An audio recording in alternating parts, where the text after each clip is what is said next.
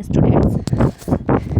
हम लोगों ने कल एक न्यू पैराग्राफ स्टार्ट किया था आपके चैप्टर में, the advent of the Mahatma Gandhi. जब महात्मा गांधी का आगमन होता है भारत में, तो उस समय इसके पहले भी वो बहुत सारे नस्लवादियों के खिलाफ, नस्लवादियों के पक्ष में, अंग्रेज़ों के खिलाफ बहुत सारे मूवमेंट वो साउथ अफ्रीका में भी कर चुके होते हैं, जिसमें कि जहाँ पर उन्होंने नस्लवादियों के खिलाफ जो अहिंसक आंदोलन किया, जिसमें जहाँ पर साउथ अफ्रीका में काले, गोरे और इंडियंस, इन तीनों में जो भेदभाव किया जाता था, इसको दूर करने के लिए उन्होंने साउथ अफ्रीका में भी आंदोलन चलाए थे। और नॉन वायलेंस यानी कि अहिंसक आंदोलन था, जिसमें हिंसा न था। तो जिस समय महात्मा गांधी अपने 46 वर्ष की अवस्था में साउथ अफ्रीका से भारत लौटते हैं सन 1915 में, तो इसके पहले, भारत आने के पहले ही वो बहुत सारे लोगों से मिल चुके होते हैं। वो एक फेमस लीडर के रूप में लोगों के सामने आते हैं।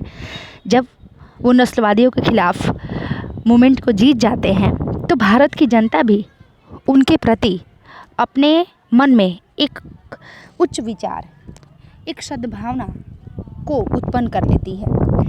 जिस समय महात्मा गांधी भारतवर्ष में आते हैं 1915 में, तो यहाँ के जो हिंदू, मुस्लिम, पारसीस या फिर Christians, Gujarati, Tamil, non Indians, upper class merchants, lower, यानी कि भारतवर्ष के जितने भी लोग हैं, वो सब महात्मा गांधी को एक अच्छे व्यक्तित्व के रूप में देखते हैं, क्योंकि वो जहाँ अन्याय होता है उसके खिलाफ महात्मा गांधी आवाज़ उठाते थे। जब महात्मा गांधी 1915 में भारतवर्ष में आते हैं, Mahatma Gandhi spend his first years in India travelling to the countries, understanding the people, their needs and the overall situation. देखिए, हम सभी जानते हैं कि महात्मा गांधी जब भारतवर्ष में 1915 में आते हैं, तो 1916 तक यानी 1 साल वो पूरे भारतवर्ष का भ्रमण करते हैं। हम आपको अगर बताएं तो महात्मा गांधी के एक राजनीतिक गुरु थे, जिनका नाम था दादा भाई नौरोजी। वही राजनीतिक गुरु जिन्होंने भारतीय राष्ट्रीय कांग्रेस पार्टी की स्थापना करने के लिए सबसे बड़ा योगदान दिया था। तो दादा भाई नौरोजी जिस समय भारतवर्ष में महात्मा गांधी आते हैं, तो वो ये बोलते हैं कि तुम, यानी उनके जब वो गुरु हैं दादा भाई नौरोजी, तो उनके शिष्य हैं महात्मा गांधी। तो इनसे कहते हैं कि देखो गांधी, तुम जब भारत में जाना तो पहले जा कर के तुरंत किसी निर्णय को ना लेने लगना। पहले तुम वहाँ की जनता, वहाँ के लोग, वहाँ इस समय होने वाले जो भी मूवमेंट्स हैं या फिर जो भी चीज़ें चल रही हैं, पहले उनके बारे में समझना। और यही रीज़न होता है कि महात्मा गांधी जब भारतवर्ष 1915 में आते हैं, तो वो पूरे 1 ईयर्स तक कुछ नहीं बोलते हैं, चुपचाप एक श्रोता, एक अच्छे श्रोता के रूप में, एक अच्छे दर्शक के रूप में सारे चीज़ों को देखते हैं, भापते हैं, उन परिस्थितियों को समझते हैं, लोगों की आवश्यकताओं को समझते हैं। ठीक है। His earliest invention were in the local movement in Champaran. और सबसे पहले जब वो आते हैं, तो बिहार के चंपारण में एक लोकल, यानी कि वहाँ के स्थानीय प्रॉब्लम रहता है चंपारण संबंधी। चंपारण एक जगह का नाम है, इस मूवमेंट का नाम रख दिया गया है। चंपारण मूवमेंट्स को ये जीतते हैं। इसके बाद खेड़ा, इसके बाद अहमदाबाद, ये तीनों लोकल हैं। ठीक है। ये अखिल भारतीय मूवमेंट्स नहीं है। महात्मा गांधी, अगर आपसे कोई पूछे कि महात्मा गांधी का अखिल भारतीय रूप से, यानी पूरे भारतवर्ष के रूप में कौन सा ऐसा मूवमेंट है जो महात्मा गांधी ने सबसे पहले चलाया, तो उसका आंसर कुछ और होगा। और अगर कोई आपसे पूछे कि महात्मा गांधी का पहला आंदोलन कौन है, तो उसका आंसर कुछ और होगा। ठीक है। जब पहला आंदोलन पूछेगा तो क्या होगा, उन्होंने सबसे पहले चंपारण चलाया 1917 में, जिस समय वो भारतवर्ष में आ गए 1 साल बाद। लेकिन अगर कोई आपसे पूछे कि महात्मा गांधी का अखिल भारतीय मूवमेंट कौन था, तो वो दूसरा है, जो कि मैं अभी आप लोग को आगे बताऊंगी। तो ये इंपॉर्टेंट क्वेश्चन है बच्चों, इसको आप लोग नोट करते रहिएगा। चलिए आगे देखते हैं।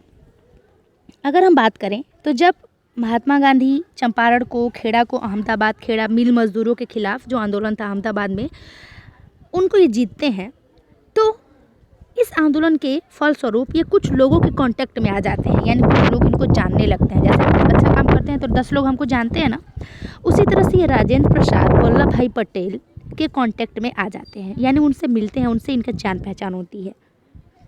इन Ahmedabad he led a success mill work strike in the 1918। Ahmedabad एक मिल होता है, मिल में स्ट्राइक होती है। ठीक है। देखिए, मिल में लोगों की स्ट्राइक क्या होती है कि अहमदाबाद आंदोलन में एक मिल होती है जिसमें कि भारतीय मजदूरों से कार्य करवाया जाता है, बट उनका जो वेजेज है वो नहीं दिया जाता है। अगर 100% कार्य करवाया जाता है उनसे तो 30% उनको उनके वर्क का जो वेजेस होता है वो दिया जाता है। तो उनके खिलाफ महात्मा गांधी ने मूवमेंट किया था, स्ट्राइक किया, और 1918 में उनको जीता भी। Let us now focus in some detail on the movements organized between the 1919 to 1992. आइए देखते हैं कुछ और भी इम्पोर्टेंट जन आंदोलन जो 1919 से 1922 तक महात्मा गांधी के द्वारा किए गए हैं। और भी बहुत सारे लोग हैं, लेकिन इसमें मुख्य नेतृत्व में महात्मा गांधी। सबसे पहले है the Rowlatt act, the Rowlatt satyagraha. अब ये रॉलेट सत्याग्रह क्या है? ये 1919 में गांधी जी के द्वारा रॉलेट एक्ट के खिलाफ रॉलेट सत्याग्रह चलाया। देखिए 1919 में अंग्रेज़ों के द्वारा एक रॉलेट एक्ट पास किया गया था। इस रॉलेट एक्ट में हमको हमारी जो जन्म सिद्ध स्वतंत्रता थी उस पर भी पाबंदी लगा दी गई थी, जैसे अपने विचारों को व्यक्त करने की स्वतंत्रता। अगर पुलिस की जो पावर थी वो ज़्यादा बढ़ा दी गई थी। ज़्यादा बढ़ा दी गई का मतलब रॉलेट एक्ट काला कानून भी इसको कहा गया।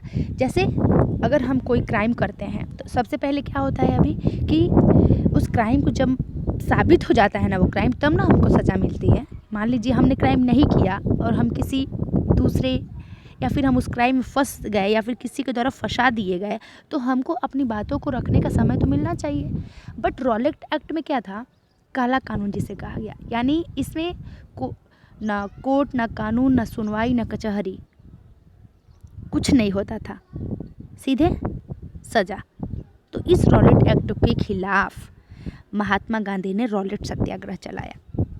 Against the Rowlatt act that the British had just passed, तुरंत जो 1919 में रॉलेट एक्ट को पास किया गया था और तुरंत उसके खिलाफ रॉलेट सत्याग्रह महात्मा गांधी ने चला दिया। The act curved fundamental rights, यानी ये जो कानून था ये भारतीयों के मौलिक अधिकारों को छीन रहा था। मौलिक अधिकार हमारे क्या हैं?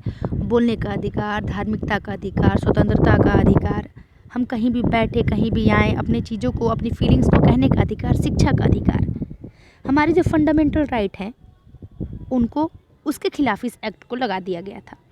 As a freedom of the expansion and the states policy power और पुलिस पावर्स, और यहाँ पर हमारी आज़ादी को छीन करके पुलिस के पावर को बढ़ा दिया गया, यानी कहीं भी कुछ भी दंगा फसाद हो तो तुरंत अरेस्ट कर लिया जाए, न कि किसी की बातों को सुना जाए, कहा जाए।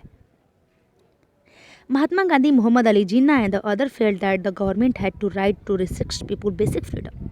महात्मा गांधी, मोहम्मद अली जिन्ना, इन लोगों ने मिल करके, ये मोहम्मद अली जिन्ना कौन है? ये जो मुस्लिम लीग की स्थापना हो रही है उसके मुख्य लीडर हैं। तो मोहम्मद अली जिन्ना, महात्मा गांधी, अब देखिए इस अवस्था तक जब लखनऊ पैक्ट होता है 1915 में, तो आपने देखा कि वहाँ पे हिंदू मुस्लिम दोनों एक हो जाते हैं।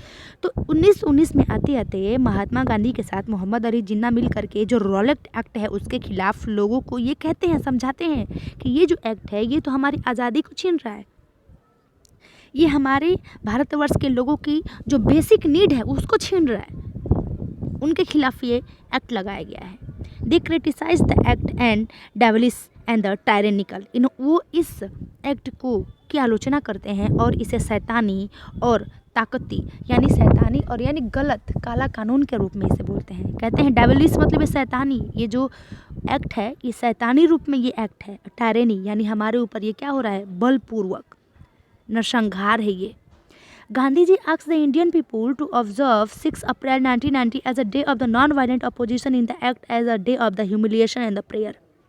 मानवता और प्रार्थना के रूप में 6 अप्रैल सन 1919 को महात्मा गांधी के द्वारा इस एक्ट के खिलाफ एक मूवमेंट चलाया जाता है एंड हड़ताल, स्ट्राइक कर दी जाती है।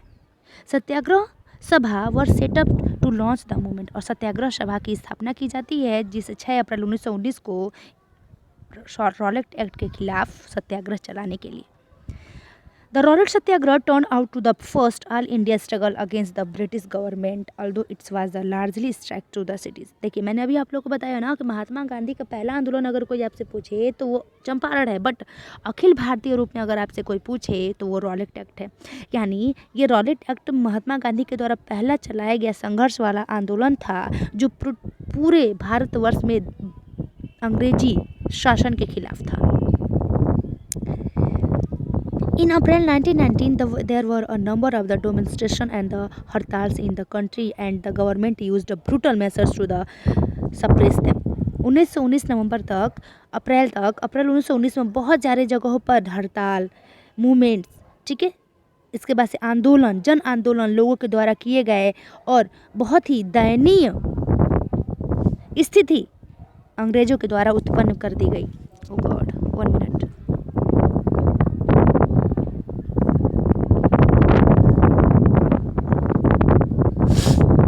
सॉरी बच्चों।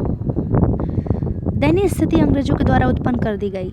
ब्रूटल मेसर्स मतलब बहुत ही ब्रूटल का मतलब होता है निर्दयतापूर्वक भारतवर्ष के लोगों को दबाया गया। The Jallianwala Bagh atrocities inflicted by the general Dyer in the Amritsar और द बैसाखी डे। और इसी समय 13 अप्रैल यानी कि 19 अप्रैल 1919 को जिस समय यह हड़ताल चल रहा था, तो जस्ट 13 अप्रैल 1919 को अमृतसर में जलियांवाले बाग में जनरल डायर के द्वारा बैसाखी के दिन निहत्थे लोगों के ऊपर फायर करवा दी गई। On learning about the massacre the Rabindranath Tagore express, ये और इस दयनीय नरसंहार को देख करके, मैस्कराज मतलब नरसंहार को देख करके रविन्द्रनाथ टैगोर ये इच्छा व्यक्त करते हैं that the pain and the anger of the country by renouncing his the knighthood. यहाँ के दर्द इन बैसाखी के दिन जो जनरल डायर के द्वारा की गई लोगों की हत्या को देख करके रविन्द्रनाथ टैगोर अपनी नाइटहुड की उपाधि जो कि अंग्रेजों के द्वारा, ब्रिटिश शासन के द्वारा रविन्द्रनाथ टैगोर को दी गई थी, उसको वापस कर देते हैं। नाइटहुड क्या होता है? देखिए, नाइटहुड एक उपाधि है। जैसे महात्मा गांधी को महात्मा की उपाधि मिली, उसी तरह से रविन्द्रनाथ टैगोर को नाइटहुड की उपाधि मिली थी। नाइटहुड किसको दिया जाता है? An honour granted by the British crown, यानी जो अंग्रेजों के मुख्य सरताज होते हैं, जो मुख्य उनके राजा होते हैं, उनके द्वारा दिया गया ये एक ऑनर होता है फॉर एक्सेप्शनल पर्सनल अचीवमेंट और द पब्लिक सर्विस, यानी जन सेवा और लोगों के कल्याण के लिए दी जाने वाली उपाधि जो अंग्रेजों के क्राउन यानी उनके राजाओं के द्वारा दी जाती थी, जो कि रविन्द्रनाथ टैगोर को दी गई थी। तो आपसे क्वेश्चन बनता है कि किस हत्या के बाद रविन्द्रनाथ टैगोर ने नाइटहुड की उपाधि लौटा दी? तो जलियांवाला बाग हत्याकांड 13 अप्रैल सन 1919 को जो हुआ था। During the Rowlatt Satyagraha the participants tried Muslim fight against the British, यानी रॉलेट सत्याग्रह जिसमें हो रहा, चाहे वो महात्मा गांधी हो, चाहे मोहम्मद अली जिन्ना हो, ये सभी यही चाहते थे कि अब हिंदू मुस्लिम जितने भी हमारे भारतवर्ष के लोग हैं सब एक हो जाएं और अंग्रेजों के खिलाफ लड़ाई लड़ें। This was also the goal of the Mahatma Gandhi who always saw India as a land of all the people who lived in the country, Hindu, Muslim and those of the other religions. He was to keep the Hindu, Muslim supports each other in any just causes. और महात्मा गांधी ये देख रहे थे कि चाहे ये भारतवर्ष कहा जाए कि हिंदुओं का हो, लेकिन ये हिंदुओं का भारतवर्ष नहीं, बल्कि यहाँ पे रहने वाले हिंदू, मुस्लिम, सिख, ईसाई जो भी जाति के धर्म के लोग हैं उन सब का ये देश है और सभी को मिल करके एक साथ एक दूसरे के सपोर्ट में आना चाहिए और सपोर्ट में आने के बाद अपने भारतवर्ष को आज़ादी दिलानी चाहिए। अगर कोई यहाँ है दूसरा, अगर कोई एलियन है, कोई विदेशी है यहाँ पर, तो कौन है? British government. नेक्स्ट हमारा हेडिंग है खिलाफत agitation and the non cooperation movements. खिलाफत आंदोलन और जो असहयोग आंदोलन था उसके खिलाफ, उसके बारे में हम लोग पढ़ेंगे, बट आज नहीं पढ़ेंगे बच्चों, इसको हम लोग कल करेंगे। आज के लिए इतना ही। जो भी मैंने आप लोग को टॉपिक बताया, चाहे वो 1919 का एक्ट हो, चाहे वो आप लोग का जलियांवाला बाग हो, अहमदाबाद, खेड़ा, ये सब मोस्ट इंपॉर्टेंट क्वेश्चन हैं जिनको आप लोग एज ऑब्जेक्टिव क्वेश्चन के रूप में अपने कॉपी में लिखेंगे, ठीक है? और लिखने के बाद मुझे मैसेज करेंगे, ये मोस्ट इम्पोर्टेंट क्वेश्चन है। तो आज के लिए इतना ही, आगे हम लोग कल पढ़ेंगे। बाय बच्चों।